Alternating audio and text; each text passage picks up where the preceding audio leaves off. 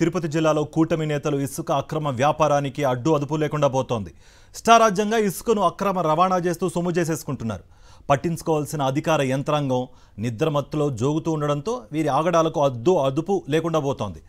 శ్రీకాళహస్తి నియోజకవర్గంలో ఎమ్మెల్యే బొజ్జల సుధీర్ రెడ్డి అనుచరులు క్షేత్రస్థాయిలో ఇసుక అక్రమ రవాణా దందా సాగిస్తూ లక్షలు ఆర్జిస్తున్నారు.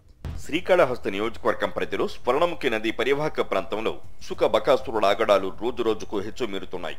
పగలు రాత్రి అనే తేడా లేకుండా ఇష్టారాజ్యంగా ఇసుక అక్రమ రవాణా సాగిస్తూ లక్షలాది రూపాయలు జేబులు నింపుకుంటున్నారు.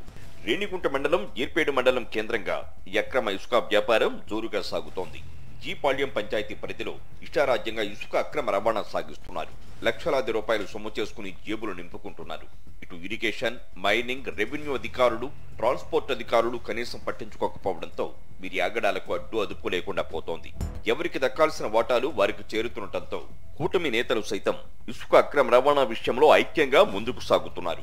సాయంత్రం 7 గంటలు దాటిందంటే చాలు జేసీబీలు పెట్టి లారీలు, ట్రాక్టర్లతో ఇసుక అక్రమ రవాణా దందా సాగిస్తున్నారు. పగలైతే రాత్రి డంప్ చేస్తున్న ఇసుకను కూలీలతో లోడ్ చేస్తున్నట్టు సీన్ క్రియేట్ చేస్తున్నారు. Srikalahasti MLA Bojjala Sudheer Reddy car driver దీనిలో ప్రధాన పాత్ర పోషిస్తున్నట్టు సమాచారం. అన్ని పోలీస్ స్టేషన్లకు ముందుగా ఎలాంటి దాడులు చేయవద్దంటూ ఒత్తిడి తేవడమే కాకుండా ఇసుక అక్రమ రవాణాకు వెరకుండి కీలక పాత్ర పోషిస్తున్నట్లు ఆరోపణలు ఉన్నాయి.